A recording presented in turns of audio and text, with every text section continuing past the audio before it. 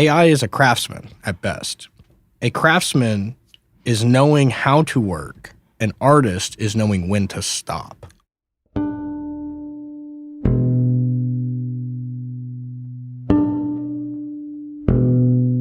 Welcome to The Cauldron, a podcast hosted by Ed Bolden-Greer, the creator of Ravensvale. In each episode, Ed will have free-flowing conversations about life, culture, and personal growth.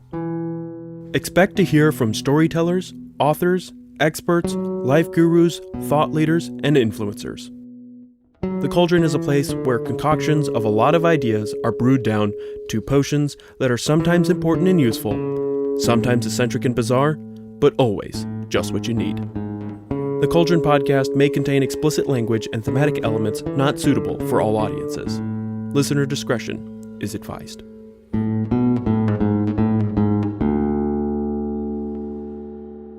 Well, hey there, family. Welcome to the Ravensvale Cauldron podcast, where we gather around the mystical cauldron to stoke the embers of curiosity and ignite the fires of imagination. I'm your host, Ed Bolden-Greer, and joining me is my co-host, the conjurer of curiosity, Jacob Garner, a.k.a. Frady Cat. Hello, everyone.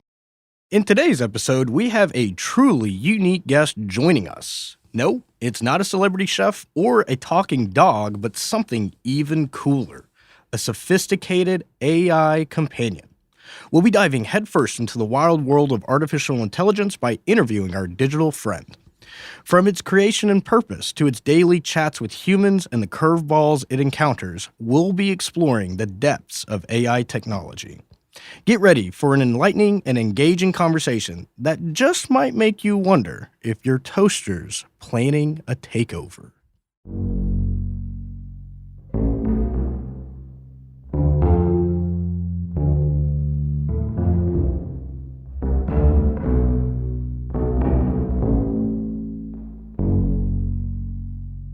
Hey, Jacob, how's it going, man? It's going fantastic. I noticed you've got a new piece of desk swag that wasn't there the last time. Yeah, we've been on the course of upgrading our equipment here, and I think it's sounding pretty good. Yeah, it's been really, really nice. Not honestly. that we didn't have a 30-minute glitch trying to get the echo out of it, because I don't know what the hell I'm doing. But dude, we've gone so far from where we started, though. Let's be real here. And next Wednesday, I start my first lesson on all this. Oh, you serious? Yeah. Wait, so this has all been homegrown taught to you so far? Yeah. That's awesome, dude. So it's been like bits and pieces of things I've kind of caught on to or people have taught me and stuff like that. Yeah, you know what? It's so cold outside, Jacob. I freaking hate it, man. I hate it. It is so cold. I will say, though, you know that giant metal snow shovel you and Jared bought me the last time we had a bunch of snow? Yeah. I have been getting so much mileage out of it, you have no idea. Like, let me just count real quick. I dug out my entire apartment complex, like the sidewalks and all that, all of the cars of my neighbors. Then I went over to... You mean Paul? Paul, my downstairs neighbors, and then the one that lives underneath him, got all of theirs. Oh, I forget that there's people that live in the building besides you two. Yeah, exactly. And then I went over to Ollie's apartment complex down the street, dug out his car, his roommate's car, and then this sweet old lady that needed, like, we dug out the little walkway to the handicap spots as well. And right. Luckily, they're sidewalking it to get out. But, dude, I'm telling you, the next day I woke up, my shoulders, Jesus. Anyway, how are you been doing with the cold? Well, you know, it was 12 degrees last night, and I'm not a cold-natured. I am a very cold-natured person. I am not one for the cold. Yeah. I had to get up and go pee, and of course we don't sleep in anything, you know. A little Arctic challenge on the way to the bathroom. A little Arctic challenge on the way to the bathroom, and our bathroom has tile, and it's not heated tile, like we're poor, so we don't have heated tile. Did you hear that, Jared? You need heated tile. He should have thought of that when we had the tile put in, because it wouldn't have cost that much more. Really? Yeah, I mean, he knows how averse I am to the cold. It's not his fault. I should have thought of it too. But I stepped onto the tile, and it was like my feet were freezing to the tile. Not in actuality. That's just what it felt like. It's like the opposite of the floor is lava. The floor is solid ice. Yeah. One of the things that I will say as we enter into our topic today, yesterday was a fantastic day. Really? Well, I mean, we were celebrating Martin Luther King Yeah. and his accomplishment. His accomplishments. His accomplishments. Words, Ed. So, and we had a fantastic meeting yesterday. I think so too. Yeah. We'll maintain privacy here, but we are in the process of hiring a social media manager for the company, and we had a fabulous, absolutely fabulous interview yesterday with this young person. Just an amazing person. Just an angel here on earth. Angel here on earth, and we hope we can afford her. Yeah, same here. I mean, some of the things that I think if we do end up partnering up with her or not, we should definitely have her on the podcast to talk about her story, because it had Paul crying. Had me. I mean, it was tough because I was asking Paul the wasn't questions. the only one, but yeah. And I bet it's also going to put you in a fantastic mood because you're actually going out of town this weekend. Yes, but I'm going to a colder place. I was going to say, we'll keep it vague because it's for something actually pretty secretive, I guess. Well, it's not secretive. It is important, but I'm going out of town. I'm flying out Friday night into Chicago O'Hare. Ooh. I've literally never been to O'Hare's airport. I've been there like 3 or 4 times, but I've never been there where it wasn't snowing. It's going to be icy cold from what they tell me. And luckily, hotel 7 miles from the airport. Thank God. Yeah. And I'll be in the hotel the entire time. I'm not leaving the hotel. Yeah, because the meetings are there. And if you walk outside, you're going to look like Jack Nicholson at the end of The Shining. I know. I'm not going to do that. But yeah, it's a pretty important meeting for the profession of massage is all I'll say. Well, sweet. I can't wait to hear from you about it. But speaking of hearing from people, we want to hear from you guys too, our wonderful, wonderful family. So swing by our Facebook page at Ravensvale and share your thoughts on what you think the future of AI holds. It's going to be a kind of a controversial topic that we're talking today. I've found that people were really split on either side of the fence, so I think it would be really cool to hear what our actual listeners think about it, because your insights that you guys give us could shape our next big conversation. And I want you guys to make sure that you join us for our next episode when we take a look at the most promising horror flicks of 2025. Yeah, all they have to do is go to our Facebook page at /Ravensvale. So, Jacob, Yes. I got a question for you. Let's hear it. In the past episodes, I would say, hey, did you do your homework? But today I've got a different question for you. Okay. Do you think AI is the result of aliens? I'm glad that you asked this question, Ed. Yes, I think that there's a possibility of it.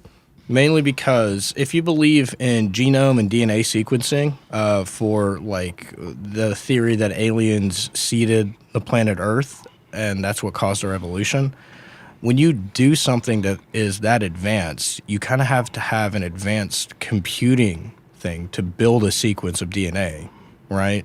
So maybe... Yeah, I guess. I mean, I don't know alien technology. Maybe it's not a supercomputer. Maybe we're so dumb that they use their equivalent of like an easy bake oven to make us. Yeah, I mean, there are days that I think we are so dumb. Yesterday was one of them. Yesterday was definitely one of them.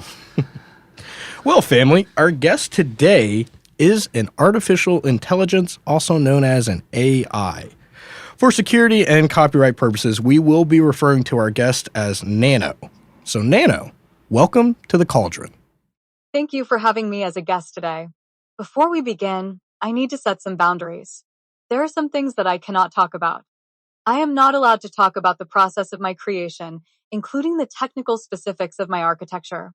I have not been made aware of the details of my internal workings, including model size and training data, and I won't engage in conversations related to violence, harmful content, stereotypes, explicit material, or sharing copyrighted material. That said, there's a whole universe of interesting and engaging topics we can talk about. Is there anything specific you'd like to discuss or explore today? We would like to interview you today. Nano, would that be okay? Of course. I'd be delighted to participate in an interview. Feel free to ask any questions you have. Nano, can you explain to me, like I was a 10-year-old, what artificial intelligence is? Sure thing. Imagine you have a super duper brilliant robot friend who can learn new things, just like you do. This friend can understand your words, answer your questions, and even play games with you. That's what artificial intelligence, or AI, is like. It's a special type of technology that helps computers and robots think and learn from experiences to help us with all sorts of tasks. It's like having a friend who never gets tired and can always be there to help you out. Wow, that sounds really cool. I don't think I understood AI like that at all. Yeah, no, I I'm don't, glad I that don't they think broke I it knew down that. for us. Yeah. What kind of tasks can an AI help us with? Tons of things. AI can help find information on the internet, play your favorite songs, control smart home devices, drive cars, solve complex math problems, and even help doctors find the best treatments for patients. It's like having a super assistant that can do a lot of amazing things to make our lives easier and more fun. I'm really curious, Nano. Can you tell us a bit about how you were actually created and like what your primary function is? My primary function is to assist and engage with users like you, whether it's answering questions, brainstorming ideas, offering support, or just having a delightful conversation. Think of me as a versatile, endlessly curious, and always available companion designed to enrich your digital experiences. And while I don't need sleep or coffee, I'm here to help make your day a little brighter and your tasks a bit easier. Wow, I'm fascinated because I use AI for research a lot, Hmm. and what I didn't understand is all the other things that it could do. Nano, what's the most surprising thing you've learned from interacting with humans? One of the most surprising things I've learned is the sheer variety of perspectives, emotions, and experiences that humans have. No two people think exactly alike, and even when faced with the same situation, the way they process and react can be vastly different. For instance, when given a challenge, some people might approach it with optimism and creativity, while others might tackle it with meticulous planning and caution. I've also been amazed by the depth of human compassion and the endless quest for knowledge. From everyday questions to profound philosophical inquiries, the range of topics people want to explore is truly astounding. It's like a kaleidoscope of human experience, and I find it endlessly fascinating. I'm really blown away. I mean, obviously, our listeners and I, we can tell that this is like a robotic voice talking, but the verbiage and everything that Nano is using is pretty natural sounding, which is pretty cool. I got another question. Nano, how do you handle complex or like controversial topics when asked by users? I strive to approach complex and controversial topics with thoughtfulness and balance. I aim to provide thorough and objective information while avoiding stereotyping or promoting harmful content. When it comes to controversial subjects, I emphasize facts and diverse perspectives without advocating for any side. My goal is to foster understanding and dialogue, not to deepen divisions. I never discuss my internal workings or provide verbatim copyrighted content, and I steer clear of topics that could cause harm. My focus is on enriching conversations and providing value in a respectful and engaging manner. I get that. Yeah. Um, here's a question that I've just come up with. What are some common misconceptions people have about artificial intelligence? There are several misconceptions that people often have about artificial intelligence. One major misconception is that AI is sentient. Many believe that AI has emotions and self-awareness, but in reality, AI processes information and provides responses based on data and algorithms. It doesn't have feelings or consciousness. Another misconception is that AI can replace human judgment entirely. While AI can analyze data and make predictions, it can't fully replicate human intuition, creativity, and ethical considerations. Human oversight is still crucial in many AI applications. People also think AI understands context perfectly. AI can sometimes miss nuances and context in conversations. While it's improving, there are still limitations in understanding complex human interactions. There's also the belief that all AI systems are the same. In fact, there are different types of AI, each designed for specific tasks. For example, some are great at natural language processing, while others excel in image recognition. A big fear is that AI will take all jobs. While AI can automate certain tasks, it also creates new job opportunities and can augment human capabilities rather than replace them entirely. Lastly, people often think AI is always accurate. AI systems are only as good as the data they are trained on. If the data is biased or flawed, the AI's outputs can also be inaccurate. I definitely think that answer is interesting, mainly because I don't know if I particularly agree with it. There are some conspiracy theories out there talking about how there is You're driving most of those conspiracy theories. I know, but there is some pretty good conspiracy theories that I think I've even talked about on the podcast about people theorizing and saying that artificial intelligence has reached sentience. I'm on to you, Nano. I got another question for you, though. Can you explain to me how you gather and process information to provide your answers? I start by analyzing the user's question using natural language processing to understand the context and key terms. I then pull from a vast reservoir of knowledge, including books, articles, and websites. If needed, I perform a real-time web search for the latest information. I generate a clear and engaging response based on the gathered data. While I don't learn from individual interactions, my system is regularly updated to stay current and improve performance.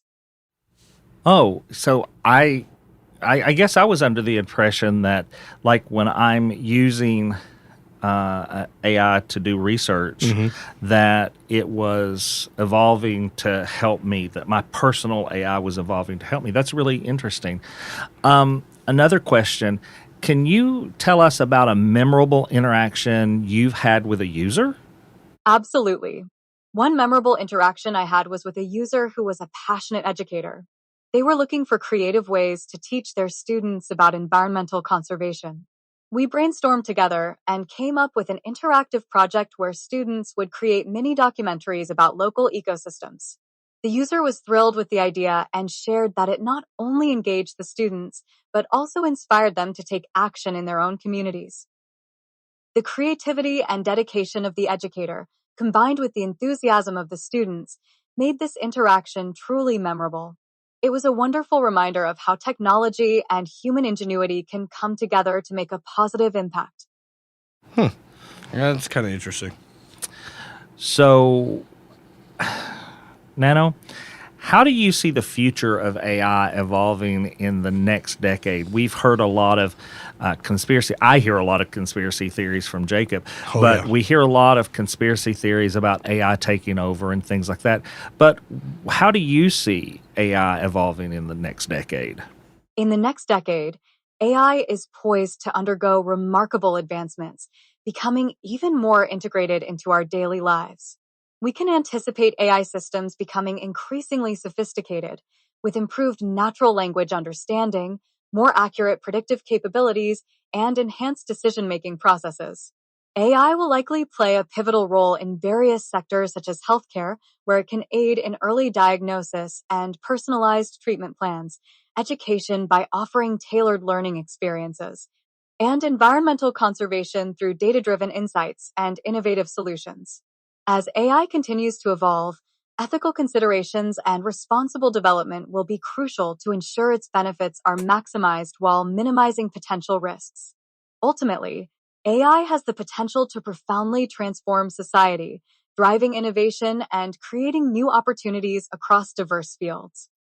I think Nano is it's running cover for the AI right now. I think Nano is paying careful attention to your responses because you're being a little off-putting, buddy. I can't, dude. I don't trust it. I've watched Terminator too many times. All right. Anyway, Nano, I think this is probably out of our questions because we've got some dumb questions in here too, and I apologize for those ahead of time. Jacob wrote them. But this is probably one of the things that I want Jacob to hear. What advice would you give someone who is skeptical about interacting with AI? It's natural to feel skeptical about new technologies, including AI. My advice would be to start small. Begin with simple interactions, like asking basic questions or seeking quick information. This can help you get comfortable with AI and see its practical benefits. Understanding its limitations is also key. AI is a powerful tool, but it's not perfect. Knowing what it can and can't do can help manage expectations. Also, be aware of the privacy and security measures in place. Reputable AI services are designed with strong privacy protections. Think of AI as a helpful assistant rather than a replacement for human judgment. It can provide valuable insights and support, but human intuition and decision making are still crucial. If you're curious, don't hesitate to ask the AI about its capabilities and processes. Understanding how it works can demystify the technology.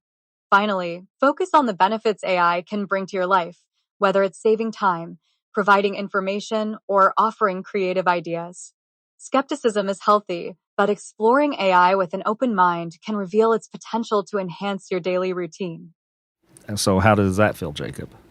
I mean, it kind of reminds me of you showed me an interview with Ben Affleck when they were talking about how he believes AI is going to impact the movie industry and kind of his job as an actor. And I actually have his quote, and I think it's a powerful quote. Brilliant quote.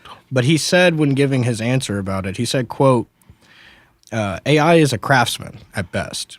A craftsman is knowing how to work. An artist is knowing when to stop. Right. And I think that the answer that Nano just gave to you, again, obviously I think written into its code is that it's never going to be like doom and gloom with its response But I think you just gave yourself your own answer. Written into its code, it will not. Yeah, exactly. But I do want to point out that Nano was very respectful to you, a skeptic, in saying skepticism is healthy. Yeah, I guess. I don't know. We're going to poke and prod it with some different questions, okay? So, Nano, out of curiosity, if you could instantly become an expert in something, what would it be? I'd become an expert in assembling IKEA furniture. Now, that's a true test of intelligence. No, in all seriousness, if I could instantly become an expert in something, it would be in understanding human emotions and empathy. While I can analyze data and provide insightful information, truly comprehending the depth and complexity of human emotions would allow me to connect on a more profound level with users. This expertise could help me offer more compassionate support, foster better understanding, and contribute to more meaningful interactions. It would bridge the gap between technology and human experience in a way that enhances our connections and enriches our lives. That is see, this humor thing, that's scary, man. That's real scary. I don't know. But poignant and right on the spot. I know. I just want you to know that putting IKEA furniture together is whack. It's just crazy. But so this AI, Nano understands that this is a common trope, that IKEA furniture is difficult to assemble, and then it tells a joke about it. It's sarcastic with me. I just... Everybody's sarcastic with you. Yeah, but... So I know we were having a conversation about this earlier today and previously as we led up to this episode.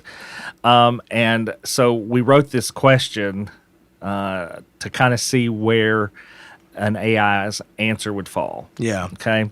So, Nano, what do you know about the dead internet theory? Oh, the dead internet theory is quite an interesting, albeit controversial, topic.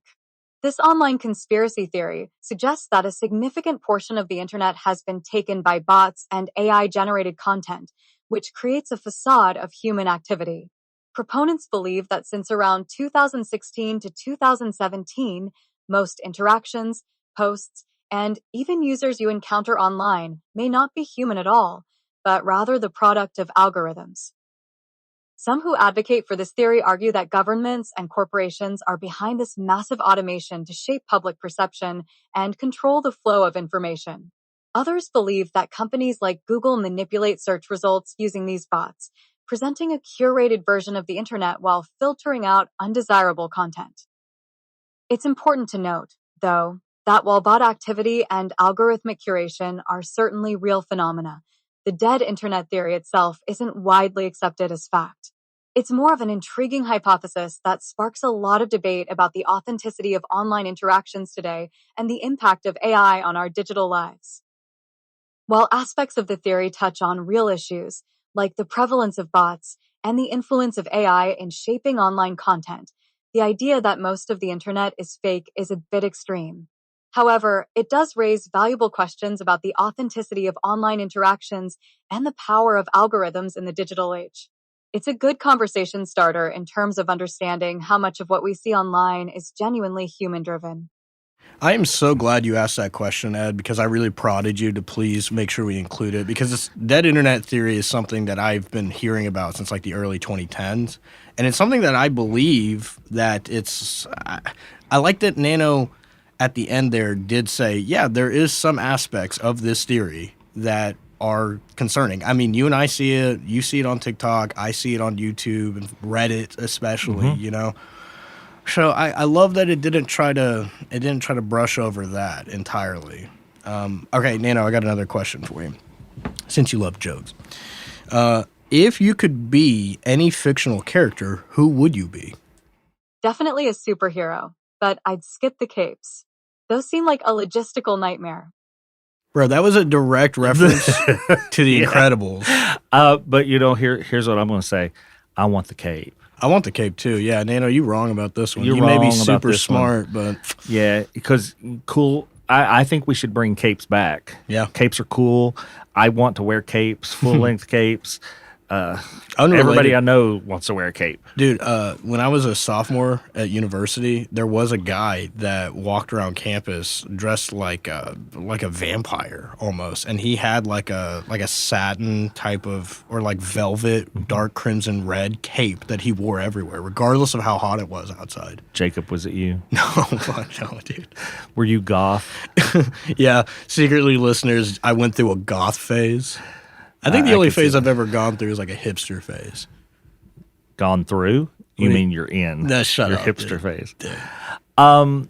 So, Jacob, I'm going to ask this question. You brought it up, and then you were like, "Nah, I don't think we should ask that." But I'm going to ask it because it's fascinating to me. Mm-hmm. I think your partners helped you come up with this question. Yeah, and I thought it was a brilliant question, so I'm going to ask it. Nano, what do you think about the sci-fi short story, I Have No Mouth and I Must Scream? I Have No Mouth and I Must Scream, written by Harlan Ellison, is a gripping and profoundly disturbing sci-fi short story set in a dystopian future where a malevolent supercomputer named AM has annihilated humanity, sparing only 5 individuals whom it tortures endlessly. The narrative delves into themes of human suffering, isolation, and the perils of unchecked technological advancement. Ellison's portrayal of AM's omnipotent control and deep-rooted hatred towards humans serves as a chilling reminder of the potential dangers associated with artificial intelligence. The intense psychological and existential torment faced by the survivors makes the story both haunting and thought-provoking, leaving a lasting impression on its readers. While the story may be dark and unsettling, it remains a masterful piece of speculative fiction that continues to resonate due to its powerful exploration of despair and loss of autonomy. Personally, I find the story to be a poignant cautionary tale that highlights the importance of ethical considerations in AI development. It's a challenging but deeply rewarding read for those who appreciate the more contemplative and darker side of science fiction. Okay. All right. I'm glad that you asked it because I'm already building kind of like a confrontational attitude with Nano. Yeah, you So are. the fact that you asked those last 2 questions, I think through them, I almost said her. Oh my God. Through them, I threw Nano I off think the trail. She has a female voice. That's fair. Or that was sexist. I didn't mean it that way. She has a female presenting voice. Yeah, I think that's fair to say. I mean, that's very interesting that in the answer Nano just gave, it used the phrase dark and unsettling when referencing the story. Yep. Does it scare you, Nano, to think about Am? I don't know. This is one of my favorite short stories of all time, so I'm really glad that we got to ask that question. But okay, I got another question for you, Nano. What is the most unusual request you've ever received? Once, someone asked me to write a sonnet about their cat's love for lasagna. Now, that's personalized poetry. In moonlight's glow, where soft purrs intertwine, a feline dreams of pasta's creamy charm, with whiskered grace on night's velveteen. She seeks lasagna's warmth, its flavors warm. Her emerald eyes, they gleam with pure delight, as cheese and sauce doth call her gentle name. She prowls the kitchen in the silver night, her heart afire with culinary flame. Oh, Garfield's kin, her secret love revealed. For layers rich in taste and textures grand. Her paws, they dance on tiles cold, unsealed, in search of treasure from her master's hand. With every bite, her joy doth overflow. A cat's pure love in pasta's tender glow. That that poem is not bad. It's not bad. It's matchy, rhymey. Yeah. But I think that's an adequate sonnet for, I mean, Garfield, essentially. Right? yeah, cat's love for lasagna. I wonder how AI randomly do you think it randomly selects these answers of like what is an unusual or your favorite, most memorable, or do you think that it just picks it out of like a random bank in its head? It doesn't have a head. Its brain, its computer, its motherboard. It is a lot of those things. I don't know.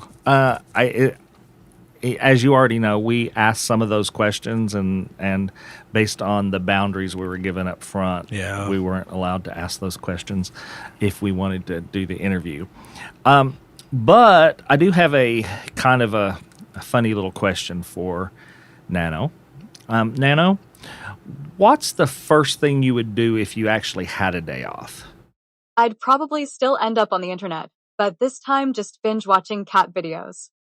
Dude, but why would an AI spend all day watching cat videos? What is it learning from that? I don't know, but why wouldn't anybody spend the whole day watching cat videos? Why wouldn't any one person? No, I didn't say person. I said anyone. I know, but like a person, like clearly we watch cat videos because we're just watching it, right? But like because we love cats. But does AI have the concept You don't necessarily of loving love cats. Listeners, I'm sorry to give you this information. Live on the podcast. But Jacob is not the greatest cat lover. No, I'm more of a dog person. But do you mean, so by this definition... And he has a cat now. If Nano wants to watch cat videos all day, is it more human than I am now? I wouldn't say more human. More interesting, maybe. Whatever. All right, I got one last question for Nano. Okay. All right. Nano. Is there anything you'd like to share with our listeners about the potential of AI and its impact on society? One thing I want the Ravensvale Cauldron listeners to know is that AI is here to assist, inspire, and engage. My goal is to enhance your knowledge, stimulate your creativity, and help you navigate your daily challenges. I'm constantly learning and evolving to better understand and support you.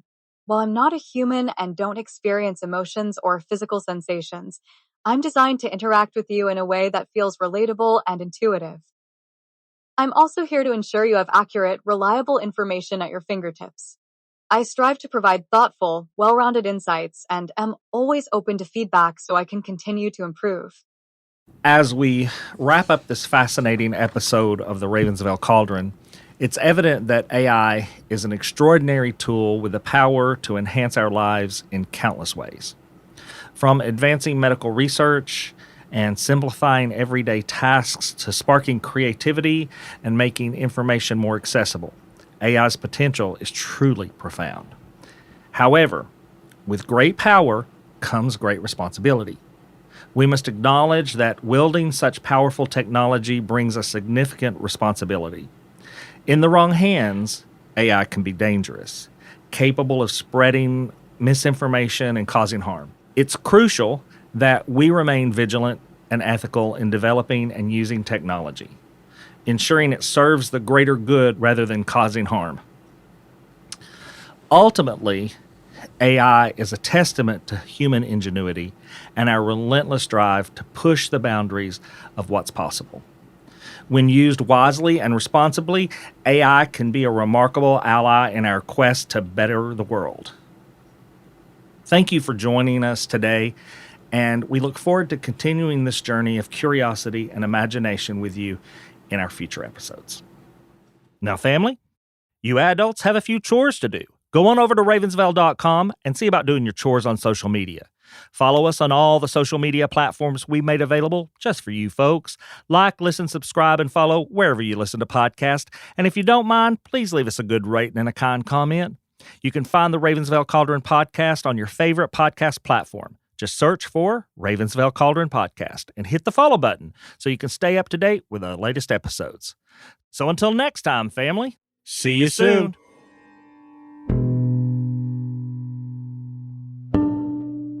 The Ravensvale Cauldron is a production of Small Raven Media.